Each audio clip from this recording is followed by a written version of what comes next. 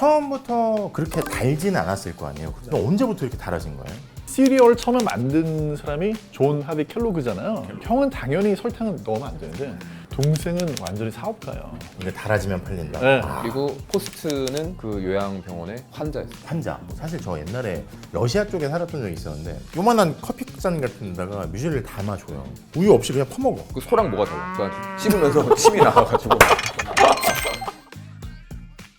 자, 오늘은 호랑이 기운이 솟아난다는 음식 시리얼에 대한 얘기를 해볼 텐데요. 이게 외국에서도 약간 논쟁이 있다 그래요. 그러니까 비포 시리얼이냐 아니면 비포 밀크냐, MBC냐 CBM이냐 해가지고 두 분은 어떻게 되세요? 저는 시리얼 먼저 붓고 우유 위로 시리얼이 떨어지는 게 싫어요. 그래서 막 튀어 우유가. 시리얼부터 저는 보통 붓는데 이게 이유가 있어요. 왜냐면 시리얼 붓고 그램수를 재야 되잖아. 겨울에 50g 우유 200ml 넣고 그러면 이제 열량이랑 단백질이랑 다 나오잖아. 식사 조절할 때 오히려 이게 편해. 영양 성분이 정확하게 나와 있잖아요. 시리얼은 말 그대로 사료. 사료에 가깝다 저는 생각을 해요. 왜냐면 곡물이잖아. 명언이 아니라 망언. 시리얼은 사료다. 그러니까 망언이라고만 볼 수는 없어요. 실제로 미국에서 렐스톤 퓨리나라는 회사가 사료 만들던 회사인데 텍스 만드는 회사. 원래 사료 먼저 만들다가 사료의 정의는 저는 그렇게 생각하거든요. 효율적이다, 영양이 풍부하다, 열량이 많다, 먹기 간편하다. 소한테 여물을 주는 거랑 우리가 이 시리얼 먹는 거랑 사실 전혀 다를 게 없잖아. 뜯고 푹 붓고 물 부어서 확 먹으면 되잖아요. 그리고 살도 잘 쪄. 너무 좋지. 기자님은 그럼 어떻게 드세요? 우유를 먼저 부으면 뜨잖아요, 시리얼이. 가득 먹을 수 있는 그 느낌이 안 난다? 최대 용량을 채울 수가 없다. 그렇죠. 최대 용량을 채울 수 없다. 맞아. 그러니까 이런 거예요. 딱 담아. 가득 담는 거죠. 쫙. 우유를 재빨리 부은 다음에 바로 먹는 거예요. 이게 우유가 오염되면 그 맛이 또 안 나니까 우유를 항상 새로 이제 부어가지고. 그러면 시리얼의 참맛은 시리얼 또 우유에 있는데 시리얼 우유? 시리얼 우유가 실제 상표가 있어요. 2006년에 데이비드 장이라고 그분이 이제 세계적인 요리사 중에 한 분인데 그분의 페이스트리 셰프가 있어요. 크리스티나 토시라는 그 페이스트리 셰프 여자분이 있는데 2006년에 만든 제품이에요. 시리얼 굽고 거기다 우유를 넣어서 한 20분간 심추를 시켜가지고 거기다 흑설탕이랑 이렇게 넣어서 소금 조금 넣고 그런 거네. 이렇게 시리얼 먹고 나서 남은 우유를 마시는 걸 좋아하는 사람들이 또 있더라고요. 있더라고요가 아니라 엄청 많은데? 저는 그걸 좋아하지 않습니다. 선생님들은 저랑 약간 다르신 분들입니다.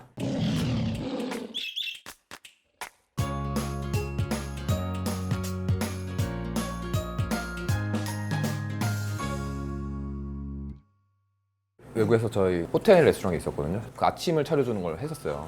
아침 식사에 시리얼이랑 베이컨이랑 근데 소시지, 해시브라운 뭐 이런 음식들이 같이 있는 게 어울리지 않아요? 특이한 거예요. 왜냐면 그 전형적인 호텔 조식이 잉글리시 브렉퍼스트, 베이컨이라든가 그다음에 뭐 소시지, 식빵, 잼 뭐 이렇게 엄청 기름지고 거대하게 먹는. 사실 시리얼은 이렇게 기름진 아침 식사에 반작용으로 나온 음식이란 말이에요. 그렇죠. 또 이 시리얼이라는 음식은 도넛의 반작용으로 사실 나온 음식이기도 해요. 시리얼이 도넛의 반작용으로 나왔다? 그렇죠. 그 화학제 팽창제가 나오면서 화학제 팽창제를 쓴 빵들이 엄청나게 대량 생산이 되기 시작했던 거예요. 1800년대. 근데 시리얼이라는 음식은 그거에 대한 반작용. 우리 클린, 커피 도넛, 노. 이렇게 순수한 곡식, 곡물, 자연주의 채식 뭐 이런 걸 해야 우리가 건강이 좋아진다라는 그런 무브먼트에서 시작된 거거든요. 근데 그걸 베이컨, 소세지랑 같이 먹어? 그러니까 그런 생각이 드신다는 거죠? 그리고 사실 약간 다른 축이에요.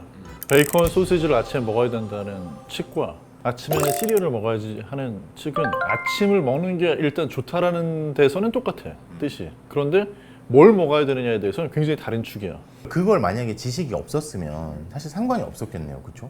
그러니까 많이 알면은 많이 알면 인생이 피곤해진다는 게 약간 이런 병이 건가? 콘프레이크와 콘프라이트의 차이는 아세요? 이게 그러니까 동서식품에서 나오는 포스트 거랑 켈로그 거랑 좀 다른 게 네. 질감과 맛의 차이. 콘프로스트가 덜 단 것 같은데. 더 바삭바삭하잖아요. 이게 얇은.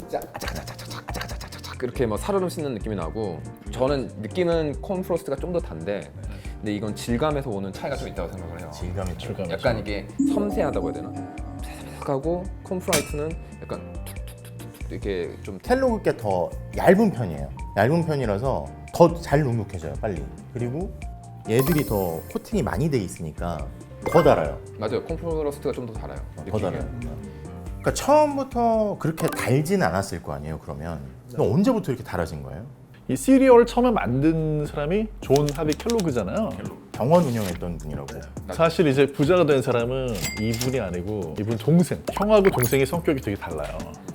형은 의사고 그 다음에 굉장히 독실한 또 종교인이고 그래서 형은 단 거는 이건 안 된다. 이 시리얼은 계보 자체가 이 앞에 이제 그레이엄 밀가루라고 그래가지고 그 건강 이런 거 하는 분들이 통밀, 뭐 오래 씹고 이런 거를 되게 설파하는 분들인데 그 계보에서 나온 거거든요. 그러니까 형은 당연히 설탕은 넣으면 안 되는데 동생은 완전히 사업가예요. 그래서 동생은 이게 건강식으로 해가지고 히트를 못 친다. 이게 달아지면 팔린다. 네. 달게 해야지 팔린다. 그리고 포스트는 그 요양병원의 환자였어요. 환자. 포스트는 요양을 하러 들어갔다가 이분이 가만히 있지 못하는 성격이에요. 그 시리얼 만드는 파트에 가서 일을 한 거예요. 산업 스파이처럼 제주시설 나와서 자기 회사를 차렸죠. 종교기관에서 운영하던 그런 요양원이 있어. 근데 거기에 관리인을 켈로그 형이 했어요. 근데 이걸로 부자가 된 사람은 이 사람이 아니라 이 사람 동생이다. 그리고 가장 먼저 제품을 내놓은 거는 포스트. 켈로그와 포스트가 지금도 시리얼 시장의 양대 산맥이라면 그 어떤 기관에서 다 시작이 된 거네. 그렇죠. 근데 기자님 이걸 건강에 도움이 되기 때문에 드세요? 아니요. 순수한 쾌락을 위해서. 그렇죠. 크리스피하고 달콤하고 뭐 이런 게 다 있는 거잖아요. 이게 사실 따져보면 시리얼의 역사에서는 지금 말씀하셨던 그런 시리얼은 간식과 같은 뭐 나한테 즐거움을 주는 음식 이런 개념하고 시리얼은 건강식이니까 양을 딱 정해진 만큼만 먹어야 된다 라는 개념이 두 개가 같이 가요. 이게 역사 속에서 얘였다가 막 왔다 갔다 계속 하기 때문에 그리고 먹는 사람도 헷갈리는 거예요. 이게 도대체 건강식인지. 시작은 어떤 거예요? 시작은 건강식이죠. 그러니까 시리얼이라는 음식에 보면은 많은 영양소들이 들어가잖아요.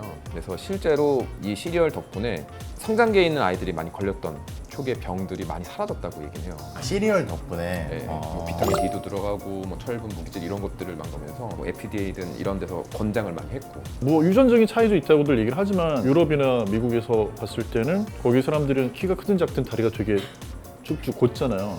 비타민 D가 우유에 강화가 돼 있어요, 애초에. 그러니까 우유 마시면 무조건 비타민 D 들어오니까 다리가 좀 덜 휘는 거죠, 아무래도. 아, 덜 휘어요? 네, 비타민 D를 어릴 때 제대로 보충 안 해주면 다리가 아무래도 곧게 성장하는 데 영향이 있을 수 있거든요.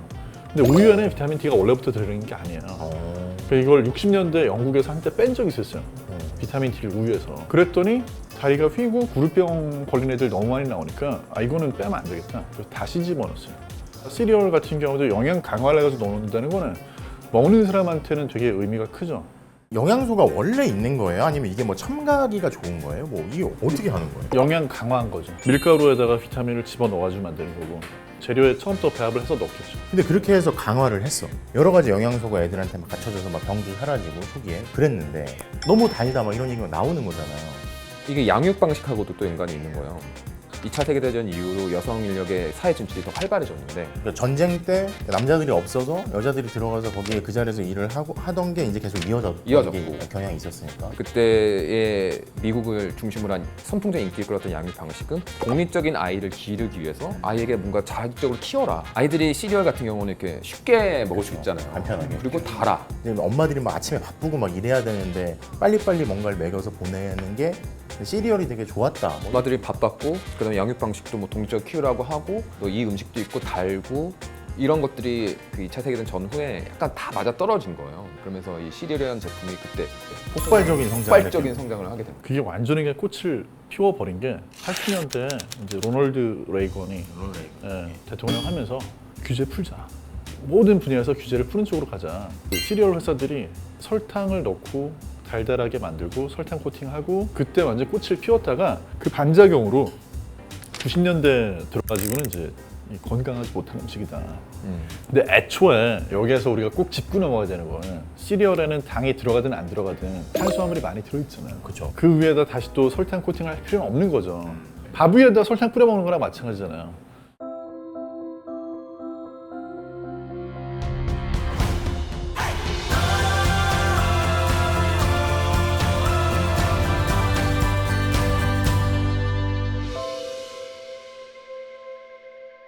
우리나라 시리얼의 역사를 살펴보면 처음 이제 뭐 시리얼이다 해가지고 한국에 판 건 80년대 초반? 그래서 동서식품이 포스트랑 손을 잡고 또 농심은 켈로그랑 합작해서 만들어서 시작을 맞아요. 했다는데 요게 나오기 전에 한국에 사는 주한 외국인들이 있었을 거예요. 네. 시리얼이 없다고 원성이 막 되게 많았었대요. 구하면 비싸고. 근데 72년인가 73년에 크라운에서 조리퐁을 내놓잖아요. 그렇죠. 근데 조리퐁이 처음에 인기를 많이 못 끌었대.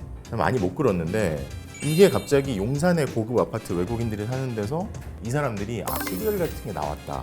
거기서 사 먹기 시작하면서 부유층에서 먹네 저게 뭐 있나? 뭐 이렇게 입소문이 막 퍼져나왔다고 하더라고요. 근데 이게 한 몇 년 전부터는 그래놀라 뮤즐리가 막 부상을 하면서 원래 예전에 생각하던 시리얼 매출을 넘어섰다고 하는데 뮤즐리가 보통 스위스에서 생겨났다고 얘기를 하고 그래놀라는 사실 이 시리얼 전에 상표 등록이 된 근데 그러니까 간단하게 얘기하면 뮤즐리는 그냥 설탕이 되지 않은 혼합 곡식에다가 말린 뭐 과일 이렇게 들어가는 거고 그래놀라는 꿀이라든가 뭐 흑설탕이라든가 이런 것들이 들어가면서 과자처럼 단단해진 뭐 그런 애들을 오븐에 구운 애들을 이렇게 얘기를 하잖아요. 그 앞에 시리얼의 그 선조격은 그라눌라라는 게 있었어요. 그라눌라. 이거는 진짜 딱딱해요. 통밀로 반죽을 해가지고 구워가지고 그냥 먹으면 이빨 깨질 것 같은 그라눌라라는 게 있었고 그냥 먹을 수가 없기 때문에 전날 우유에 담궈놓고 오트밀 먹듯이. 아침에 일어나서 이렇게 먹어야 되는. 전날 담궈요. 네, 전날 담궈야 되는. 사실 저 옛날에 러시아 쪽에 살았던 적이 있었는데 그때 이제 뮤즐리를 먹는 거예요. 요만한 커피잔 같은 데다가 뮤즐리를 담아줘요. 우유 없이 그냥 퍼먹어. 저게 무슨 맛이지 했는데 또 먹다 보니까 맛있더라고. 그래서 씹으면 또 달라져요. 그게 약간 그 소랑 뭐가 달라. 그러니까 씹으면서 침이 나와가지고 이게 우리가 뭐 위만 몇 개 없지. 똑같잖아요, 사실. 제가 이 얘기를 드리는 이유는 지금은 막 그래놀라 뮤즐리 막 하는데 다시 저런 것들이 도넛처럼 유행할 가능성도 사실 있는 거 아닌가요? 저희 식품 업계에서 외국 트렌드를 보통 많이 보잖아요. 옛날부터 시리얼 바에 대한 컨셉이 있었어요. 이제. 그러니까 시리얼 바가 있어가지고 이 시리얼을 이걸 골라 먹고 이걸 골라 먹고 이걸 골라 먹고 있는 바를 만드는 거야. 외국에서는 이게 되게 잘 된다. 시리얼 바. 네, 시리얼 바.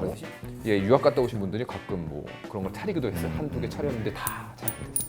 그게 뭐냐면 우리나라 한국에서는 이 시리얼을 어렸을 때부터 거의 주식처럼 매일 아침 먹이느냐. 근데 저는 아직 그렇진 않은 것 같아요. 보통 밥 먹이죠. 그런 거 봤을 때 이게 한 문화가 돼서 폭발적으로 이걸 밥 대신 먹고 디저트처럼 먹고 이럴 수 있느냐?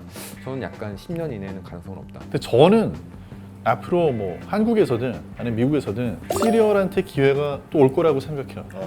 사실 이제 그라놀라라든지 뭐 뮤즐리라든지 이런 게 인기를 끄는 걸 봐도 뭐냐면 지금 사람들이 곡물을 먹기 싫은 사람은 아무도 없어요. 근데 그걸 먹는데 핑계가 필요한 거야. 이게 더 건강해. 먹어도 돼. 약간 이런 핑계가 필요한데 시리얼은 그런 면에서는 굉장히 잠재력이 큰 음식인 게 그리고 앞으로도 또 이제 뭐 곤충이나 이런 대체 단백질 원료가 뜨면 제일 먼저 갖다 넣을 수 있는 데가 시리얼인 것 같아서 콩가루 시리얼 나오면 맛있을 것 같은데. 자, 아무튼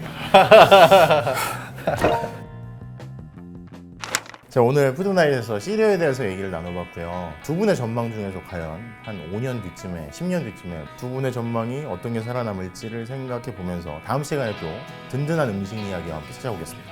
감사합니다. 수고하셨습니다. 수고하셨습니다.